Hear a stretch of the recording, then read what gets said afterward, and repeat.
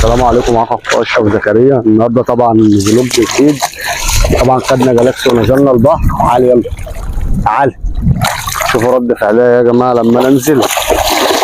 طبعا طلعت ما بتخافش. تعال برافو.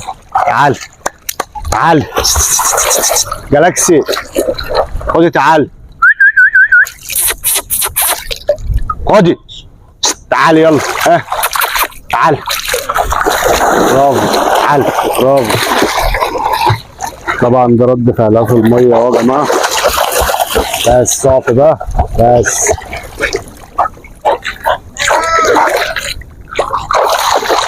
طبعا انا كنت مفكر ان هي هتخاف يا جماعه من الميه، بس طلعت ما بتخافش اهي.